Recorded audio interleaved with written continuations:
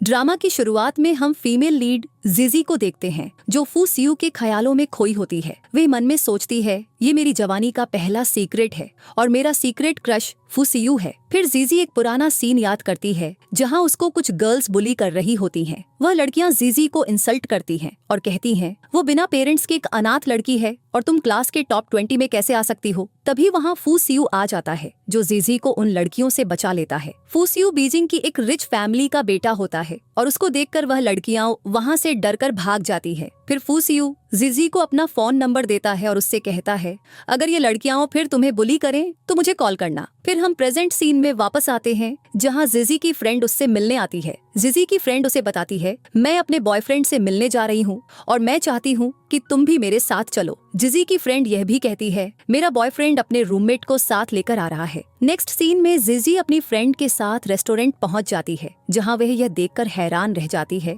कि उसकी फ्रेंड के बॉयफ्रेंड का रूममेट फू सियू है। जीजी मन में सोचती है इतने टाइम के बाद फू सियू मुझे कैसे याद रखेगा। जीजी और फू सियू वीचाट आईडीज एक्सचेंज करते हैं और सब फ्रेंड्स मिलकर ड्रिंक करने लगते हैं। जीजी मन ही मन में फू सियू को दिल दे बैठी होती है और उसके सामने नर्वस हो रही होती है। फिर जीजी वॉशरूम में जाती है और फू सियू उसको फॉलो करते हुए वॉशरूम में आ जाता है। फू सियू जीजी से पूछता है क्या हम कहीं मिले हैं। जीजी उससे कहती है क्लास 3 मिडिल स्कूल में हम कुछ टाइम क्लासमेट्स थे। फू सियू कहता है ओ तुम हो, फिर तुमने पहले क्यों प्रिटेंड किया कि तुम मुझे नहीं जानती। जीजी वॉशरूम से बाहर आती है और सब फ्रेंड्स मिलकर फिर से ड्रिंक करने लगते हैं। फू सियू ये जान जाता है कि जीजी ज्यादा ड्रिंक नहीं कर सकती, इसलिए वह उसका ग्लास लेकर उसकी ड्रिंक पी लेता है। फिर जीजी सुपरमार्केट में जाती है और फू सियू उसको फॉलो करते हुए वहाँ भी आ जाता है। जीजी सुपरमार्केट से सैनिटरी पैड्स बाय करती है और फू सियू को देखकर वह पैकेट को छुपा लेती है। फू सियू जीजी को वार्म मिल्क खरीद कर देता है और उसको पीने को कहता है। जीजी को फू सियू का वीचैट पर मैसेज आता है जिसमें वह कहता है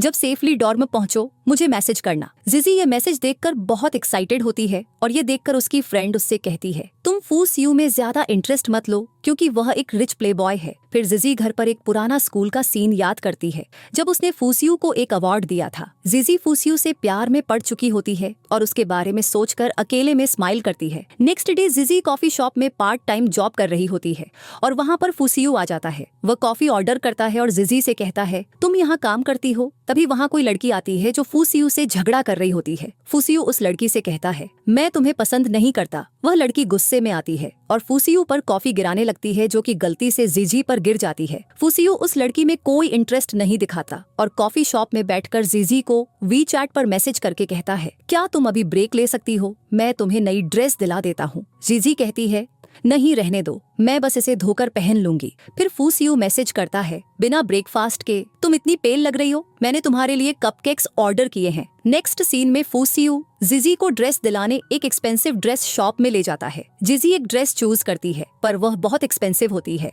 फिर वह एक और ड्रेस चूज करती है जिसकी पेमेंट वह खुद से करने का सोचती है लेकिन फू सियू पैसे दे देता है। फू सियू जीजी से कहता है तुम अभी भी सोच रही हो मुझे पैसे कैसे लौटाओगी। जीजी नर्वस हो जाती है और फू सियू उससे कहता है क्या तुम मुझसे डरती हो। जीजी कहती है नहीं, मैं बस लोगों की आंखों में आंखें डालकर बात नहीं कर पाती हूँ। फिर जीजी डॉर्म वापस आती है और देखती है कि जो एक्सपेंसिव ड्रेस वह शॉप पर छोड़ आई थी वह फू सियू ने खरीद कर उसको गिफ्ट कर दी है। फू सियू जीजी को मैसेज करके कहता है ये तुम्हारे लिए है, तुम इसमें बहुत खूबसूरत लग रही थी। दूसरी तरफ फू सियू अपने फ्रेंड्स के साथ बार में होता है पर वह जीजी को मैसेज करने में बिजी होता है। उसको देखकर फ्रेंड्स बात करने लगते हैं क्या मिस्टर फू सियू को नई गर्लफ्रेंड मिल गई है।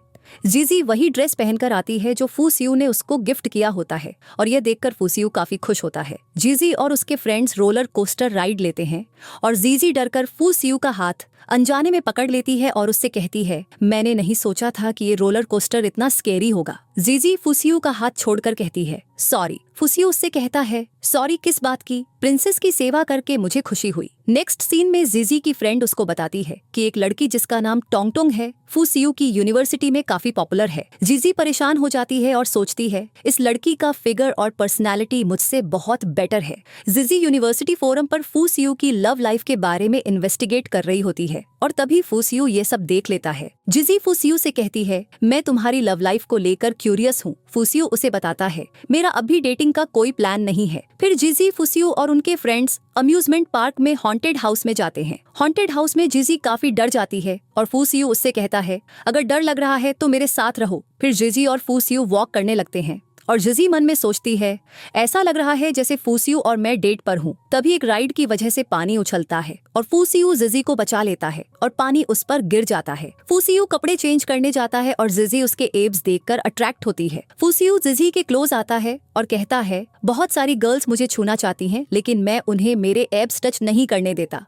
फिर जिजी और फूसियो अपने फ्रेंड्स के पास जाते हैं जो किस कर रहे होते हैं। फूसियो जिजी के साथ छुप जाता है ताकि उनके फ्रेंड्स डिस्टर्ब न हो। फूसियो जिजी के काफी क्लोज आ जाता है और वह उससे शर्माने लगती है। फिर जिजी फूसियो को इयररिंग्स गिफ्ट करती है। नेक्स्ट सीन में फूसियो का फ्रेंड उससे पूछता है, फोरम पर तुम्हारी एक लड़की के साथ फोटोज अपलोड हुई है और किसी ने तुम्हारी चुपके से फोटो खींच ली। फूसियो अपने फ्रेंड से कहता है, किसी को ढूंढो ये पोस्ट डिलीट करने के लिए। फूसियो का फ्रेंड कहता है, तुम किसी लड़की में इतनी इंटरेस्ट दिखाने लगे हो। फूसियो अपने फ्रेंड से कहता है, बकवास मत करो। दूसरी तरफ जिजी की फ्रेंड कहती है, इलेक्टिव कोर्सेज का शेड्यूल आ गया है और ईस्ट कैंपस में क्लासेस हैं जो काफी दूर है।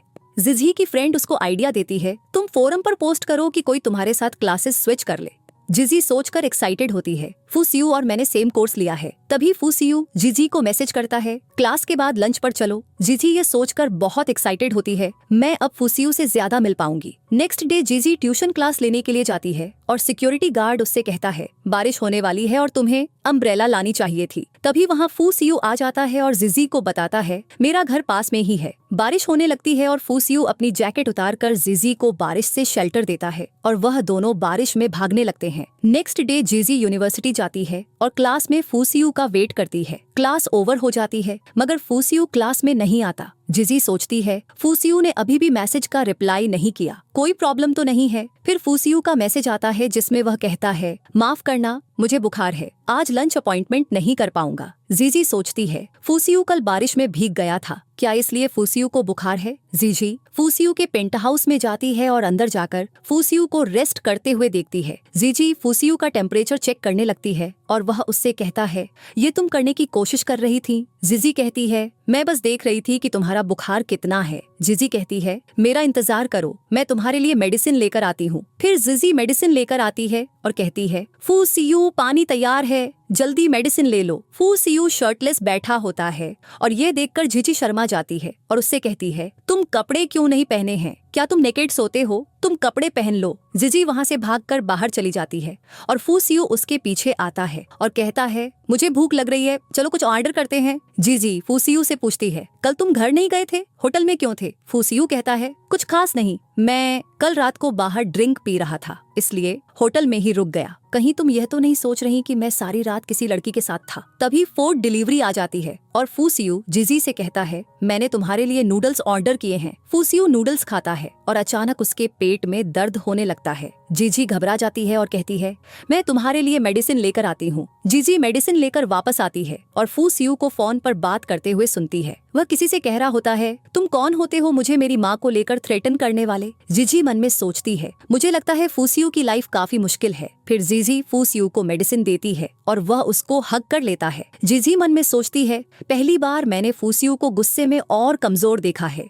जिजी फूसियो से पूछती है, तुम्हारा पेट अभी भी दर्द कर रहा है। फूसियो कहता है, अब फील नहीं हो रहा, अंधेरा हो रहा है, मैं तुम्हें घर छोड़ देता हूँ। फिर जिजी फूसियो से कहती है, मैं सबवे लेकर चली जाऊंगी। जिजी सबवे की तरफ जाती है और वापस फूसियो के पास लौटकर कहती है, कल मिलते हैं। नेक्स्ट डे जिजी फूसियो से क्लास में मिलती है। फूसियो जिजी को बताता है, मैं बुक्स भी नहीं लाया। जिजी सोचती है, फूसियो बिल्कुल हाई स्कूल जैसा ही है, क्लास में उसका एटीट्यूड इर्रेगुलर है। फूसियो जिजी की पिक्चर्स देख रहा होता है और कहता है, ये पिक्चर बहुत क्यूट है, मैं इसे मोबाइल वॉलपेपर बना रहा हूँ। फूसियो और जिजी को टीचर पनिश कर देता है क्योंकि वह क्लास में अटेंशन पे नहीं कर रहे होते। टीचर उन्हें कहता है, यूनिवर्सिटी की सफाई करो। जिजी सफाई कर रही होती है और तभी वहाँ मिंगजी आ जाता है जो उसको हैरेस करता है। ओल्ड सीन दिखाया जाता है जहां हम देखते हैं कि जिजी ने मिंगजी को एक लड़की को तंग करते हुए देख लिया था और प्रिंसिपल को बताने का थ्रेटन किया था और तभी से मिंगजी उसका दुश्मन बन गया था। मिंगजी उसके पुराने स्कूल में था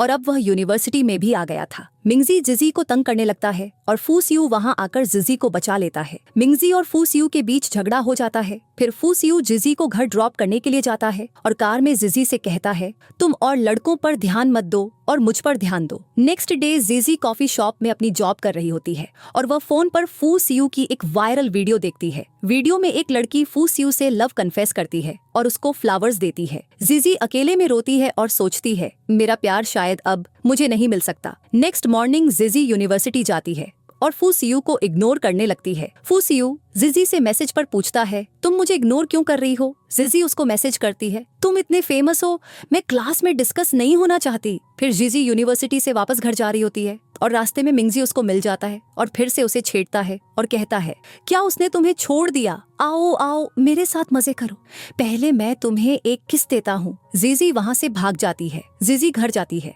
और फू सियू उसका वहाँ वेट कर रहा होता है और पूछता है, तुमने मुझे क्लास में अवॉइड किया? जिजी कहती है, तुम ही तो थे जिसकी गर्लफ्रेंड थी और तुमने मुझे नहीं बताया, अब तुम मुझे ब्लेम क्यों कर रहे हो? फू सियू कहता है, ऐसा कुछ नहीं है। जिजी कहती है, तुम्हें अपनी फीमेल फ्रेंड्स से थोड़ा डिस्टेंस रखना चाहिए, अगर तुम दूसरी लड़कियों के इतने करीब रहोगे तो मुझे अच्छा नहीं लगेगा। फू सियू कहता है, किसने बताया तुम्हें कि मेरी गर्लफ्रेंड है?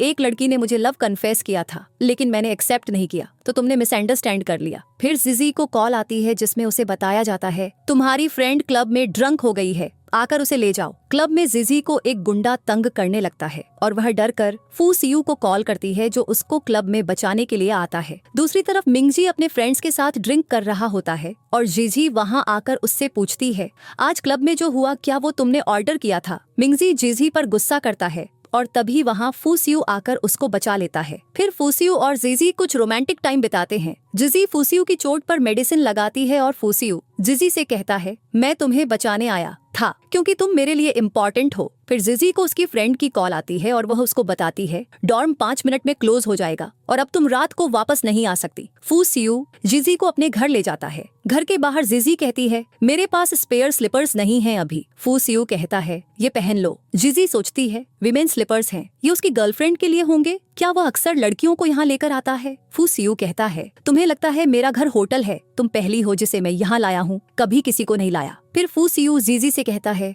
गेस्ट रूम को साफ किया जा रहा है, आराम से सोना, अगर कुछ चाहिए तो मुझे बताना।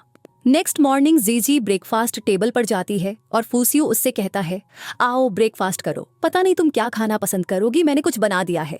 तभी जिजी को अपने कजिन का मैसेज आता है जो उससे मिलने को कहता है। जिजी अपने कजिन से मिलती है जिसके पेरेंट्स ने जिजी को अपनी बेटी की तरह पाला होता है। जिजी का कजिन उसको कुछ पैसे ट्रांसफर करता है और वह कुछ खरीदने के लिए सुपरमार्केट जाती है। फू सियू उसको देख लेता है और जिजी को फॉलो करते हुए स्टोर में आ जाता है और उसके क्लोज आकर कहता है, बाहर जो लड़का तुम्हारा इंतजार कर रहा है वह कौन है? जिजी कहती है, वह मेरा कजिन और अंकल का बेटा है। स्टोर में वही लड़की आ जाती है जिसने फू सियू को प्रपोज किया होता है और यह देखकर जिजी जेलस फील करती है। दूसरी तरफ वह लड़की फू सियू को कहती है, अब पूरे स्कूल को पता है तुम मेरे बॉयफ्रेंड हो, इसलिए तुम मुझे नहीं छोड़ सकते। फू सियू उस लड़की से कहता है, मुझे परेशान करना बंद करो। नेक्स्ट डे जिजी और उसकी फ्रेंड बार में जाते हैं।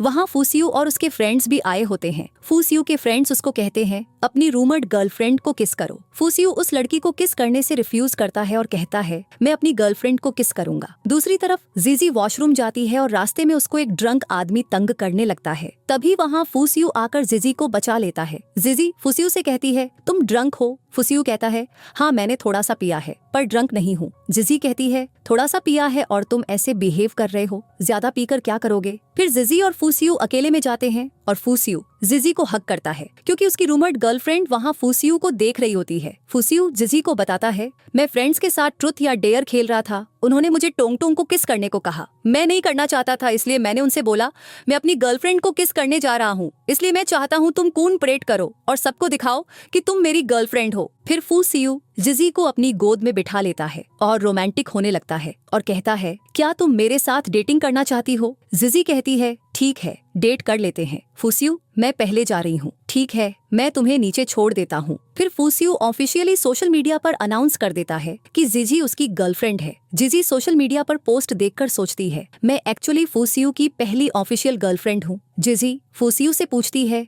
तुमने अपने वीचैट अकाउंट पर क्यों डाला कि मैं तुम्हारी गर्लफ्रेंड हूँ? फू सियू कहता है, सब मुझ पर डाउट कर रहे थे कि मेरी गर्लफ्रेंड है, मैंने प्रूफ दे दिया। फिर फूसियू कहता है, तुम जानती हो गर्लफ्रेंड होने के लिए क्या करना पड़ता है? हाथ पकड़ना, एम्ब्रेस करना, किसिंग। और जीजी कहती है, ओह बोलना बंद करो, मुझे जाना है। फूसियू कहता है, कल डेट पर चलते हैं। नेक्स्ट डे फूसियू जीजी को अपनी ग्रैंडमा से मिलवाने जाता है। फूसियू के ग्रैंडमा और ग्रैंडपा जीजी को वेलकम करते हैं और उसको खाना खिलाते हैं। सब मिलकर एक अच्छा वक्त बिताते हैं। जीजी को फूसियू की ग्रैंडमा एक सीक्रेट बताती हैं और कहती हैं, पिछले कुछ सालों से फूसियू बहुत मुश्किल वक्त से गुजर रहा है। जब उसकी माँ की डेथ हुई वह अकेला रह गया।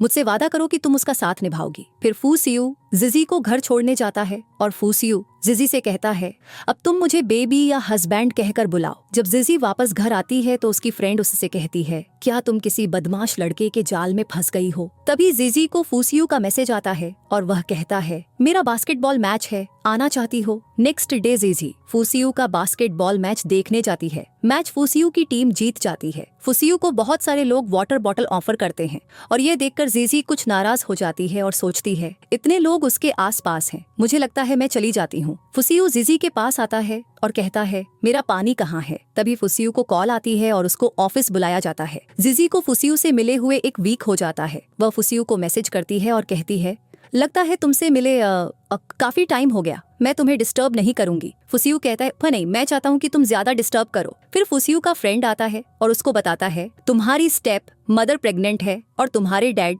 डेंजर में हैं। फूसियू कहता है, मेरे होते हुए डैड को कुछ नहीं हो सकता। नेक्स्ट डे फर्स्ट स्नोफॉल होती है और जीजी फूसियू को मिस करती है। फिर जीजी फूसियू से मिलने जाती है और उसको जोर से हग करती है और उसको अपने हाथों से निट किया हुआ स्कार्फ देती है। फिर जीजी के स्कूल में न्यू ईयर ईव पार्टी होती है और वहाँ जीजी परफॉर्म करने का प्लान बनाती है।